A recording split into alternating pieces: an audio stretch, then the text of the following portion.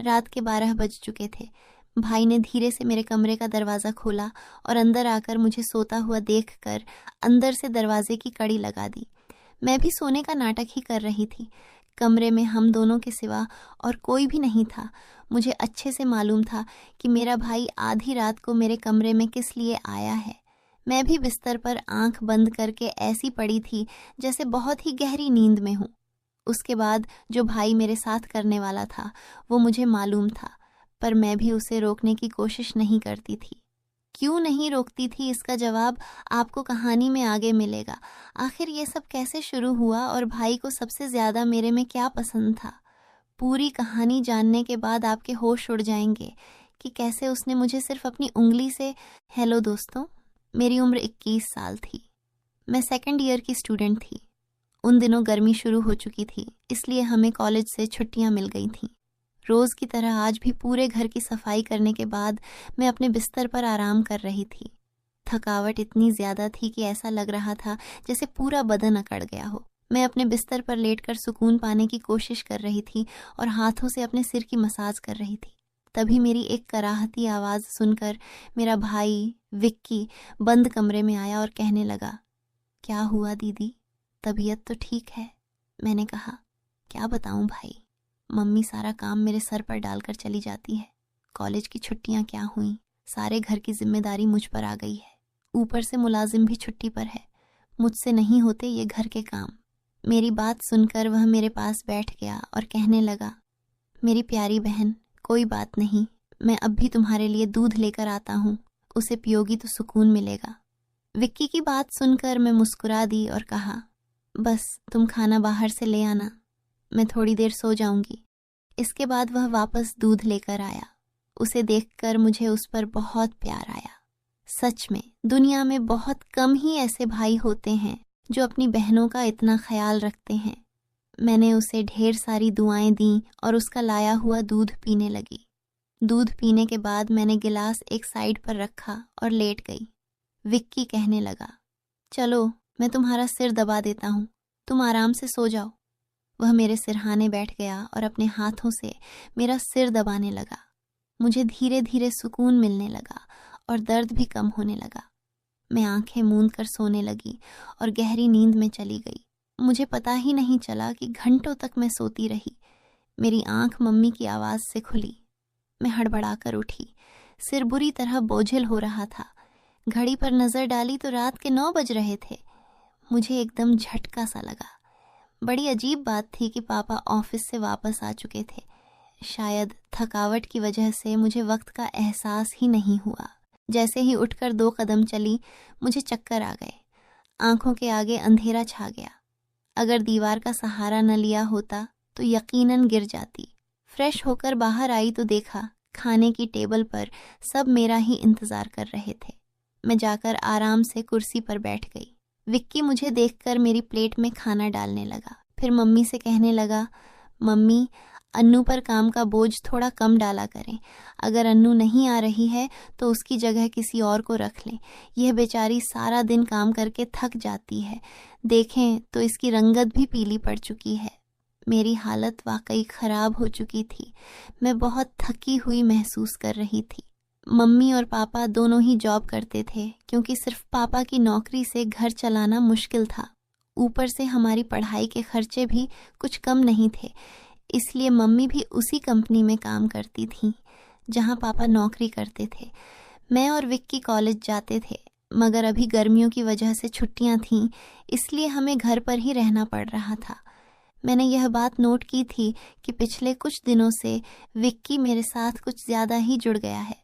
जब से मेरी छुट्टियां हुई थीं, वह मेरा बहुत ख्याल रखने लगा था। अगर मैं घर का कोई काम कर रही होती तो आकर मेरी मदद करने लगता। अगर मैं थक जाती तो मेरा सिर दबाने लगता। मैं उसे मना करती, मगर वह कहता, नहीं, तुम थक चुकी हो, इतना काम करती हो, मेरा हक है कि मैं तुम्हें सुकून पहुंचाऊं। मैं भी चुपचाप लेटी रहती। लेकिन एक रात जो कुछ हुआ उससे मेरे होश उड़ गए। क्या विक्की कभी ऐसा कर सकता है? उस रात मैं अपने कमरे में सो रही थी। आधी रात को मुझे महसूस हुआ जैसे कोई मेरे कमरे में आया हो। वह आहिस्ता आहिस्ता चलता हुआ मेरे बिस्तर के करीब आ रहा था। भले ही मैं सोने की कोशिश कर रही थी, मगर मेरा दिमाग पूरी तरह जाग रहा था। मैंने अचानक हड़बड़ाकर आंखें खोल दी। कमरा अंधेरे में डूबा हुआ था। जब मैंने चारों ओर देखा तो कमरे में कोई नहीं था, बस दरवाज़ा थोड़ा खुला हुआ था। मैं हमेशा सोने से पहले दरवाज़ा बंद करके सोती थी, फिर यह कैसे खुल सकता था? नींद से भरी आंखों से उठकर मैंने दरवाजे को बंद किया और लॉक कर दिया। फिर पलटकर बिस्तर पर सोने चली गई। मेरी आंखें बंद होते ही एक बार फिर मुझे किसी के चलने की आहट सुनाई दी, जैसे कोई मेरे बिस्तर के पास बैठ रहा हो। ऐसा लगा जैसे कोई अपना हाथ मेरी ओर बढ़ा रहा हो। डरते हुए मैंने पलटकर देखा, लेकिन वहां कोई नहीं था। घबराहट के मारे मेरी सांसें तेज हो गई थीं। मैंने तुरंत उठकर कमरे की लाइट ऑन की। दरवाज़ा खोलकर बाहर भी देखा, मगर वहां भी कोई नहीं था। आज से पहले ऐसा कभी नहीं हुआ था जो अब हो रहा था। मुझे प्यास लगी तो मैं कमरे का दरवाज़ा खोलकर बाहर निकली। उसी वक्त विक्की भी अपने कमरे से बाहर निकला। मुझे देखकर उसने पूछा, क्या बात है, आप अभी तक जाग रही हैं? मैंने जवाब दिया, कुछ नहीं, बस ऐसा महसूस हुआ जैसे कमरे में कोई मौजूद हो। पानी पीकर मैं दोबारा कमरे में आ गई और पीछे पीछे विक्की भी आ गया। उसने कहा, आपको डरने की ज़रूरत नहीं है। अगर आपको डर लग रहा है तो मैं आपके पास सो जाता हूँ। मैंने उसे मना करते हुए कहा, नहीं, तुम्हें अपनी नींद खराब करने की ज़रूरत नहीं है। तुम अपने कमरे में जाकर सो जाओ। लेकिन वह जिद करने लगा, मैं आपको अकेला किसी भी हाल में नहीं छोड़ सकता। आपकी तबीयत खराब हो सकती है। मैं आपको तकलीफ में नहीं देख सकता। आप सो जाएं, मैं यहीं सो जाता हूँ। आखिरकार मैं बेड पर जाकर सो गई। उसने तकिया उठाया और सोफे पर रख कर वहीं सो गया। उस रात मुझे ऐसा महसूस हुआ जैसे कोई मेरे सिरहाने बैठकर मुझे बहुत देर तक देखता रहा हो। उसने मेरे बालों को सहलाया, मेरे चेहरे पर उंगलियां फेरी और मैं सुकून से सोती रही। यह सब मुझे एक सपने जैसा लग रहा था। अगली सुबह जब मैं उठी तो मेरा मूड बड़ा अजीब था, लेकिन जब मैंने अपने भाई पर गौर किया तो मैं हैरान रह गई। शुक्र था कि मैंने अपने जिस्म को दुपट्टे से ढक रखा था। मेरी कमीज बेतरतीब हो चुकी थी। मुझे हैरत हुई क्योंकि आज से पहले मैं कभी इस तरह इतनी गहरी नींद में नहीं सोई थी।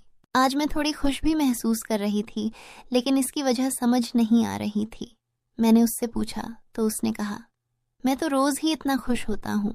जिसे आप जैसी बहन मिल जाए वह क्यों ना खुश हो। घर के सारे काम निपटा कर जब मैं बैठी तो विक्की तेल लेकर मेरे पास आ गया। कहने लगा, अन्नू दीदी, अपने बाल खोल लीजिए, मैं आपके सिर में मसाज कर देता हूँ। मुझे उसकी हरकतें अजीब लगने लगीं। मैंने कहा, यह तुम्हारा काम नहीं है, जाओ अपने दोस्तों के साथ घूमो फिरो, मुझे मसाज की ज़रूरत नहीं है। मगर उसने मेरी बात नहीं मानी और खुद ही मेरे बालों से कैचर उतारते हुए कहने लगा, आप नखरे मत किया करें। किस्मत वालों को ही ऐसे भाई मिलते हैं। जब आपका भाई आपके खूबसूरत रेशमी बालों में मसाज करना चाहता है तो आपको क्या समस्या हो सकती है। आ जाइए, मैं आपके सिर की मसाज कर देता हूँ, आपको बहुत सुकून मिलेगा। वह मुझे उठाकर कमरे में ले गया। मैं बेड पर तकिया रखकर लेट गई। मेरे बाल बेड से नीचे लटक रहे थे। वह मेरे सिरहाने बैठकर मेरे बालों की मसाज करने लगा। विक्की मुझसे 4 साल छोटा था, लेकिन मुझे नाम से ही बुलाता था। उसने कहा, आप इतनी प्यारी हैं कि आपको देखकर दिल करता है कि आप हमेशा इसी तरह मुस्कुराती रहें और मैं आपकी लाड उठाता रहूं। वह मेरे बालों की मसाज कर रहा था और उसके हाथों में जैसे जादू था। मुझे इतना अच्छा लग रहा था कि मैं धीरे धीरे नींद की वादियों में खोने लगी। तेल की खुशबू भी बहुत ज़बरदस्त थी। मैंने उससे पूछा, यह कौन सा तेल है? वह बोला, यह बहुत ही ख़ास तेल है, ख़ास आपके लिए। आपके जो इतने हसीन बाल हैं ना, यह उन्हीं बालों के लिए बना है।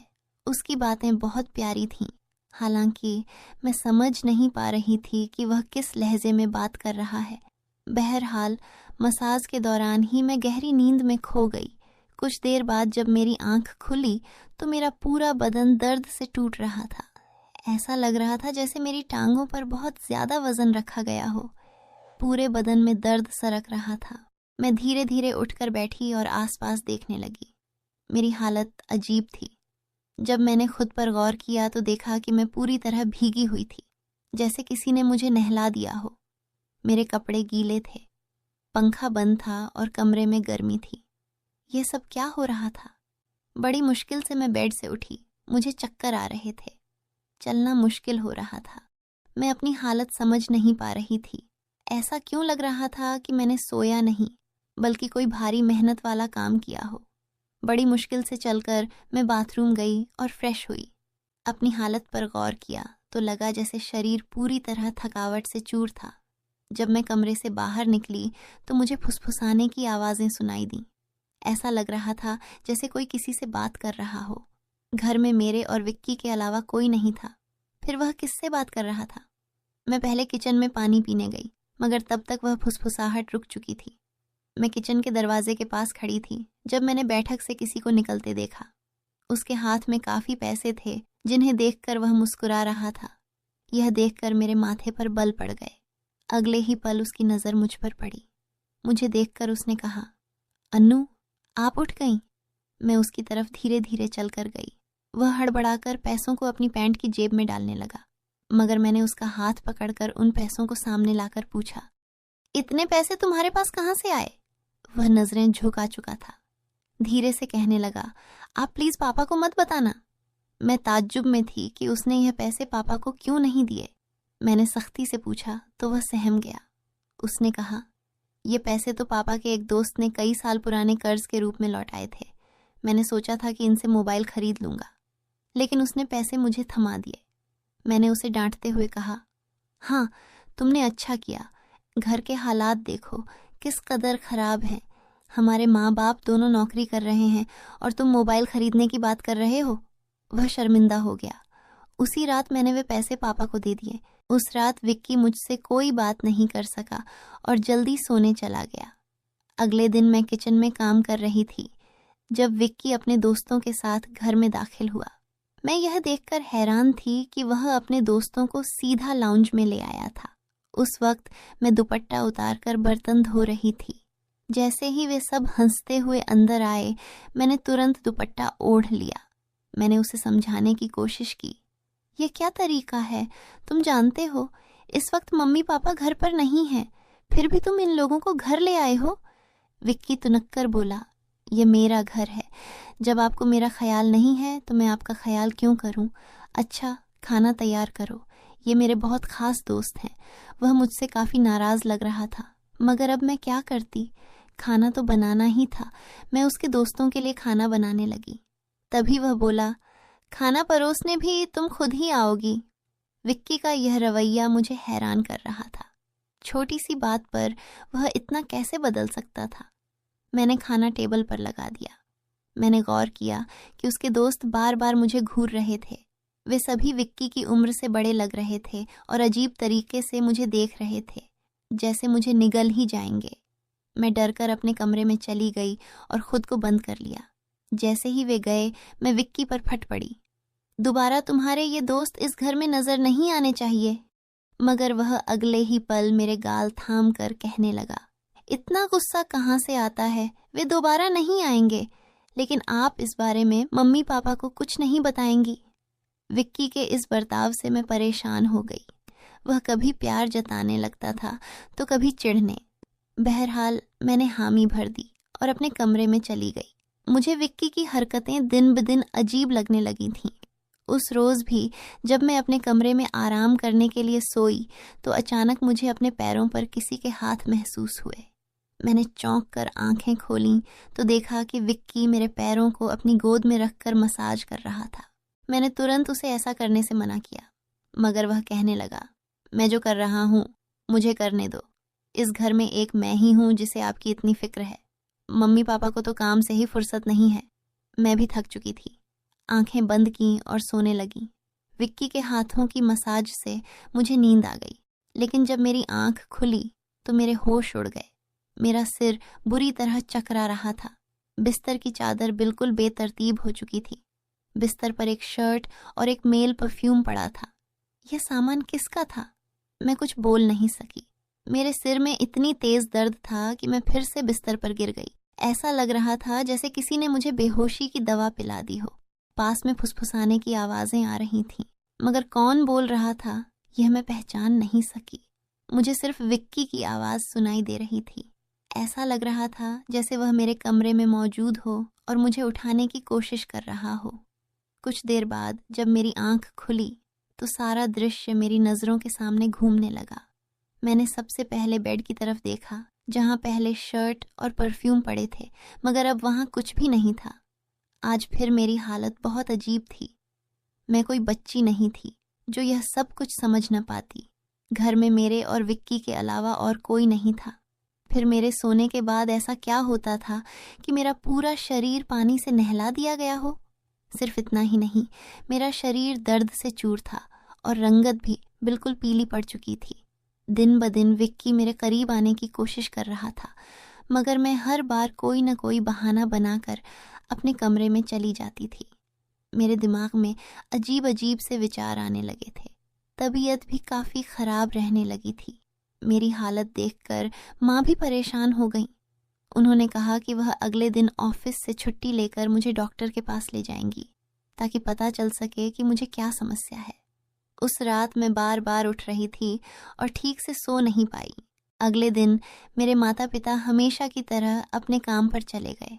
मुझे लगा शायद उन्हें मेरी परवाह नहीं थी। आखिरकार मैं खुद ही डॉक्टर के पास गई। वहाँ अल्ट्रासाउंड से पता चला कि मैं गर्भवती हूँ। यह सुनकर मेरे होश उड़ गए। आखिर यह सब मेरे साथ कौन कर सकता था? विक्की मेरा भाई था, लेकिन फिर मेरे दिमाग में यह बात आई कि मैं उसे सगा भाई समझती हूँ, जबकि वह मेरा सौतेला भाई है। विक्की मेरी माँ की दूसरी शादी से था, जबकि मैं उनकी पहली शादी की औलाद थी। इस तरह की बातें मुझे गलत सोचने पर मजबूर कर रही थीं। मुझे समझ नहीं आ रहा था कि यह बात मैं अपने माता पिता को कैसे बताऊं। विक्की जब भी मेरे पास बैठता तो कभी मेरा हाथ पकड़ता तो कभी मेरे गाल खींचने लगता। मैं पहले इन बातों को हल्के में लेती थी, मगर अब सब कुछ अलग नजर आ रहा था। एक दिन मैं अस्पताल गई और अबॉर्शन से पहले डॉक्टर से कहा कि इस बच्चे का डीएनए टेस्ट किया जाए। डॉक्टर ने रिपोर्ट दी और जब मैंने उसे देखा तो मेरी सांसें थम गईं। जो मैं सोच रही थी वैसा कुछ भी नहीं था। बच्चा विक्की का नहीं था, लेकिन फिर सवाल उठा, यह किसका था? मैंने इस गुत्थी को सुलझाने के लिए अपने कमरे में मोबाइल का कैमरा फिट कर दिया। मुझे सच जानना था। कुछ दिनों बाद जब माँ पापा घर पर नहीं थे, विक्की फिर मेरे पास आया। उसने मेरे सिर की मालिश शुरू कर दी। मैंने बहुत कोशिश की कि मैं ना सोऊं, मगर तेल में शायद कोई बेहोशी की दवा मिलाई गई थी। जैसे ही मैं उस तेल को सूंघी, बेहोश हो गई। 1 घंटे बाद जब मुझे होश आया तो माँ बाप घर लौट आए थे। मैंने तुरंत अपने कमरे में लगे कैमरे की रिकॉर्डिंग देखी और जैसे ही सच्चाई सामने आई, मेरे पैरों तले जमीन खिसक गई। विक्की मेरे कमरे में अपने घटिया दोस्तों को लाता था। वे मेरे साथ घिनौना बर्ताव करते थे। अपना काम पूरा करने के बाद वे विक्की को पैसे देकर चले जाते। यह देखकर मैं पूरी तरह टूट गई। गुस्से और सदमे में मैं अपने कमरे से बाहर निकली। मैंने विक्की का गिरेबान पकड़ा और थप्पड़ों की बरसात कर दी। मम्मी पापा भी यह सब देखकर दौड़ कर आए। पापा ने मेरे हाथ पकड़ लिए और गुस्से में कहा, होश में हो क्या? पागल हो गई हो? क्यों मार रही हो इसे? मैं रोते हुए चिल्लाई, आप देखिए यह जलील इंसान मेरे साथ क्या कर रहा है। मैंने उन्हें कैमरे की रिकॉर्डिंग दिखा दी। वीडियो देखकर माँ फर्श पर गिर पड़ी।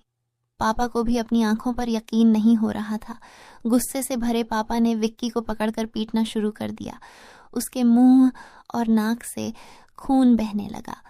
तभी विक्की गुस्से में चिल्लाया, मैंने इसे कभी अपनी बहन समझा ही नहीं। मुझे पैसों की ज़रूरत थी और लोग इसके लाखों रुपए देने को तैयार थे। मुझे अपनी ज़रूरतें पूरी करनी थी, इसलिए मैंने यह कदम उठाया, अपनी बहन की जिस्म फरोशी करवाई। यह सुनकर मैं अपने कानों पर हाथ रखकर बस रोती रही। पापा ने उसे इतना मारा कि वह लहूलुहान हो गया, मगर जैसे तैसे वह खुद को छुड़ाकर घर से भाग गया। उसके बाद वह कभी भी उस घर में लौट कर नहीं आया। मेरे पेट में पल रहा बच्चा नाजायज़ था। मैंने उसका अबॉर्शन करवा दिया, मगर विक्की ने मेरे साथ जो घिनौना खेल खेला था वह मेरे मन से मरते दम तक नहीं मिटेगा। भाई वही होता है जो आपका सगा हो और आपकी इज्जत करे। किसी भी अनजान मर्द के सहारे अपनी जवान बेटी को छोड़ना बहुत बड़ी गलती है, क्योंकि ऐसे शैतानी मर्द हर वक्त इसी ताक में रहते हैं कि किसी बेबस और मासूम लड़की की इज्जत को नीलाम कर सकें। मैं अपने सभी सुनने और पढ़ने वालों से यही गुजारिश करूंगी कि अपनी बेटियों का हमेशा ख्याल रखें, उन्हें पर्दे में रखें और कभी किसी अनजान मर्द के सहारे अकेला न छोड़ें। इस पूरे मामले में गलती किसकी थी? मेरे माँ बाप की, जो पैसा कमाने की दौड़ में बच्चों से बिल्कुल बेफिक्र हो गए थे, या फिर मेरी, जो अपने सौतेले भाई के साथ अकेली इस घर में रहती थी और उस पर हद से ज्यादा भरोसा करती थी? मैंने उसे हमेशा सगा भाई समझा, मगर वह मेरा भरोसा तोड़ गया। तो दोस्तों, अपनी और अपने परिवार की सुरक्षा को लेकर हमेशा सतर्क आरती की रहें। शादी को 1 साल हो चुका था। दीदी काफी सुंदर हैं और जीजा जी भी काफी हष्ट-पुष्ट हैं। शादी के बाद दीदी कम ही हमारे घर आया करती थीं, क्योंकि जीजा जी को दीदी के बिना बिल्कुल भी रहा नहीं जाता था। दीदी और जीजा जी एक दूसरे से बहुत प्यार करते हैं और एक दूसरे के बिना नहीं रह सकते। ये बात मुझे उस दिन समझ में आई जब दीदी दिवाली पर हमारे घर आई हुई थीं। दीदी को आए 1 हफ्ता हो चुका था, लेकिन जीजा जी के फ़ोन दिन भर में कई बार आते रहते थे। दीदी अक्सर कहती थीं, इतनी जल्दी कैसे आऊं? कुछ दिन और रुकने दो। पर आप भी फ़ोन करके ऐसी ऐसी बातें करते हो जिससे मुझे भी आपकी बहुत याद आने लगती है। उतने में मम्मी आ गईं और दीदी ने फ़ोन काट दिया। मम्मी ने दीदी को किचन में बुला लिया, क्योंकि दिवाली की मिठाई, चिवड़ा, करंजी वगैरह बनानी थीं। हम सब ने मिलकर शाम तक आधी चीज़ें बना ली थीं और बाकी की मिठाई अगले दिन बनाने का तय हुआ। शाम ढल चुकी थी और मैं खिड़की से बाहर देख रही थी। तभी मैंने देखा कि जीजा जी बाहर खड़े हैं। मैंने जल्दी से दीदी को आवाज़ लगाई। दीदी बाहर आते ही बोलीं, आप तो सच में आ गए। मुझे लगा फ़ोन पर आपने ऐसे ही कहा था। इतने में मम्मी भी आ गईं और बोलीं, मेहमान, आप कब आए? कोई खबर नहीं, कुछ नहीं। पहले बोल देते तो आपकी खातिरदारी के लिए पहले से तैयारी कर लेते। जीजा जी बोले, नहीं सासू माँ, काम से शहर आया हुआ था तो सोचा आप लोगों से मिलते हुए ही जाऊं। मम्मी ने कहा, जाने की बात अभी से मत कीजिए। अभी आए हैं तो खाना पीना खाकर आराम करके सुबह जाना। मैं आपको अभी बिल्कुल नहीं जाने दूंगी। जीजा जी कुछ नहीं बोले और मुझे भी मालूम था कि जीजा जी जाने के लिए नहीं आए हैं। इतने में दीदी पानी लेकर आईं और जीजा जी को पानी देते हुए धीरे से फुसफुसाईं, मुझे अच्छे से पता है कि आप किस लिए आए हैं। 1 हफ्ता भी नहीं रह पाए मेरे बिना। जीजा जी मुस्कुराकर बोले, तुम हो ही ऐसी। यह सुनकर दीदी शर्माकर मुस्कुराईं और वहां से चली गईं। थोड़ी देर में खाना बनकर तैयार हो गया। हम सब ने साथ में खाना खाया और बातें करते करते रात बिताई। जीजू का बिस्तर बाजू वाले कमरे में लगाया गया था और सबको अब सोने की तैयारी करनी थी। घर के सारे लोग अपने अपने कमरे में सोने चले गए थे, लेकिन मैं, दीदी और जिज्जू अब भी सोफे पर बैठे टीवी देख रहे थे। टीवी पर हम आपके हैं कौन मूवी चल रही थी, जो मुझे बहुत पसंद थी और दीदी को भी। थोड़ी देर में जिज्जू ने उबासी लेते हुए कहा, बाप रे, मुझे तो बहुत नींद आ रही है। दीदी ने मन ही मन मुस्कुराते हुए जवाब दिया, तो फिर जाइए ना, बाजू वाले कमरे में आपका बिस्तर लगा दिया है, आराम कर लीजिए। मैं मूवी देखकर बाद में आ जाऊंगी। जीजू का चेहरा देखने लायक था। वो थोड़ा खींचकर कमरे की ओर चले गए। मुझे और दीदी को हंसी आ रही थी, लेकिन हमने कुछ नहीं कहा। हम दोनों मूवी देखने में लगे हुए थे। कुछ देर बाद दीदी ने मुझसे कहा, छोटी, मुझे भी अब नींद आ रही है, मैं सोने जा रही हूं। मैंने तुरंत कहा, दीदी, अगर तुम भी चली जाओगी तो मुझे डर लगेगा। तुम्हें पता है ना, रात में मुझे अकेले डर लगता है। दीदी थोड़ा ठिठकीं और बोलीं, ठीक है, थोड़ी देर रुक जाती हूँ। उसी वक्त जिजू ने कमरे से आवाज लगाई, आरती, पानी चाहिए।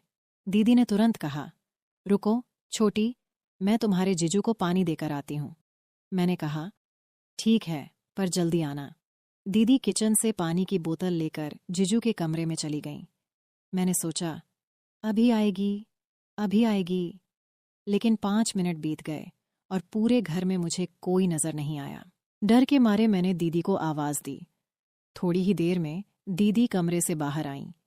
उनकी साड़ी थोड़ी अस्त व्यस्त थी, बाल बिखरे हुए थे और सांसें तेज चल रही थीं। मैंने घबराकर पूछा, दीदी, इतनी देर क्यों लगा दी? मुझे डर लग रहा था। दीदी ने हंसते हुए कहा, अरे वो कुछ नहीं, तुम्हारे जीजू को बहुत प्यास लगी थी, इसलिए पानी देने में थोड़ा समय लग गया। इतने में जीजू कमरे से बाहर आए और बोले, अरे, मेरे फ़ोन की बैटरी खत्म होने वाली है, क्या तुम मेरे लिए चार्जर ला दोगी? दीदी ने जवाब दिया, ठीक है, देखती हूँ, आप यहीं रुकिए। लेकिन जीजू ने कहा, अरे, तुम देखो, मैं कमरे में वेट करता हूँ। यह कहते हुए वे वापस कमरे में चले गए। दीदी मेरे कमरे में गई और वहां से मेरा फ़ोन चार्जर उठाकर जीजू को देने उनके कमरे में चली गईं। मैंने सोचा कि चार्जर देकर वो तुरंत वापस आ जाएंगी, लेकिन थोड़ी देर बीत गई और दीदी का कोई अता पता नहीं था। मैंने एक बार फिर से दीदी को आवाज़ दी, लेकिन कोई जवाब नहीं आया। मैं समझ गई कि शायद दीदी चार्जर लगाकर फ़ोन की चार्जिंग में व्यस्त होंगी। थोड़ा डर भी लग रहा था, इसलिए मैंने टीवी बंद किया और अपने कमरे में सोने चली गई। लेकिन मुझे नींद नहीं आ रही थी। बिस्तर पर लेटकर मैं अपना फ़ोन चलाने लगी। आधे घंटे बाद मेरा फ़ोन डेड हो गया, उसकी बैटरी खत्म हो चुकी थी। अब मैं इधर उधर चार्जर ढूंढने लगी, लेकिन याद आया कि मेरा चार्जर तो दीदी ले गई हैं। अब मैं असमंजस में थी, क्या चार्जर लेने के लिए जाऊं या नहीं? नींद तो वैसे भी नहीं आ रही थी और बोरियत भी हो रही थी। मैंने सोचा कि शायद चार्जिंग अभी शुरू ही हुई होगी। मन ही मन मैंने तर्क किया कि आजकल के फास्ट चार्जर कितनी जल्दी फ़ोन चार्ज कर देते हैं। फिर भी कुछ फ़ोन ऐसे होते हैं जिनकी बैटरी इतनी धीमी चार्ज होती है कि चाहे कितना भी फास्ट चार्जर लगा लो, वक्त लग ही जाता है। मैं सोचने लगी कि एक बार जाकर देख ही लूं कि जीजू का फ़ोन कितना चार्ज हुआ है, या फिर अभी चार्जिंग शुरू ही हुई है। लेकिन यह विचार मेरे दिमाग में घूम रहा था कि आखिर मुझे कमरे में जाना चाहिए या नहीं। मुझे बोरियत महसूस हो रही थी और फ़ोन के बिना समय काटना मुश्किल लग रहा था। आखिरकार मैं चार्जर लेने के लिए जीजू और दीदी के कमरे की ओर बढ़ी। जैसे ही दरवाज़ा खोलने की कोशिश की, वह अंदर से बंद था। खिड़की भी पूरी तरह से अंदर से बंद थी, लेकिन कमरे के अंदर से हल्की रोशनी बाहर आ रही थी, जो कांच की खिड़की से दिख रही थी। मैंने सोचा, सो तो नहीं गए होंगे? कुछ पल ठिठकी, फिर दीदी को आवाज़ लगाई। पहली बार कोई जवाब नहीं आया। दूसरी बार फिर आवाज़ दी, तब दीदी की आवाज़ आई, क्या है? क्यों परेशान कर रही है इस टाइम पर? मैंने कहा, दीदी, वो मेरा फ़ोन चार्जर अंदर रह गया है। मेरा फ़ोन बंद हो गया है, चार्जिंग करनी है। जीजू का फ़ोन चार्ज हो गया हो तो मुझे चार्जर दे दो। दीदी ने थोड़ी खींच भरी आवाज़ में कहा, अरे, नहीं हुआ है फ़ोन चार्ज। तुम्हारे जीजू के फ़ोन को चार्ज होने में काफ़ी समय लगता है। चार्जिंग तो अभी अभी शुरू हुई है। तुम जाकर सो जाओ, परेशान मत करो। मैंने कहा, दीदी, बस 10 मिनट के लिए चार्जर दे दो। मेरा फ़ोन फास्ट चार्जिंग करता है। दीदी ने जवाब दिया, ठीक है बाबा, लाती हूँ। तू अपने कमरे में जा। मैं अपने कमरे में लौट गई।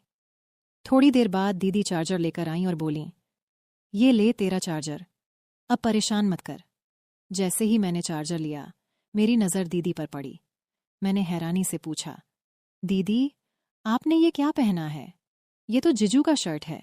आप तो साड़ी में थी ना? दीदी ने झेंपते हुए कहा, चुप बैठ, मैं जा रही हूँ। यह कहकर दीदी वापस कमरे में चली गईं। मैंने चार्जर से अपना फ़ोन चार्ज करना शुरू कर दिया। सिर्फ 15 मिनट में मेरे फ़ोन की काफ़ी बैटरी चार्ज हो गई थी। मैंने सोचा, चलो, अब चार्जर वापस दे आती हूँ। अगर दीदी सो भी रही होंगी तो मैं खुद जीजू का फ़ोन चार्जिंग पर लगा दूंगी। मैं चार्जर लेकर दीदी और जीजू के कमरे की ओर गई। इस बार दरवाज़ा थोड़ा सा खुला हुआ था। शायद दीदी जल्दी में बंद करना भूल गई होंगी। जैसे ही मैंने दरवाज़ा खोला और अंदर कदम रखा, मेरे सामने ऐसा नज़ारा था जो मैंने अपनी ज़िंदगी में कभी नहीं देखा था। मेरी आंखें फटी की फटी रह गईं। मुझसे ये बहुत बड़ी गलती हो गई थी। मुझे अंदर आने से पहले आवाज़ देनी चाहिए थी। मैं ये कैसे भूल सकती थी कि यह शादीशुदा जोड़ा है। मुझे उन दोनों को देखकर बेहद शर्म आ रही थी। लेकिन दीदी और जीजू को इस बात का ज़रा भी अंदाज़ा नहीं था कि मैं दरवाजे पर खड़ी हूँ और उन्हें देख रही हूँ। उसके बाद जो हुआ, उसे जानकर आप इतने हैरान हो जाएंगे कि आपको एक बड़ा झटका लगेगा। कहानी का अगला भाग जानने के लिए तैयार रहिए। अगर आपको यह पहला हिस्सा अच्छा लगा तो हमें कमेंट्स में ज़रूर बताएं। कहानी के दूसरे भाग को जल्द ही लाने की कोशिश करूंगी। बस एक लाइक कर दीजिए और मेरा काम है कहानी का अगला हिस्सा आप तक पहुंचाना। वीडियो पर 1000 लाइक्स होते ही पार्ट 2 आ जाएगा। तब तक के लिए बाय।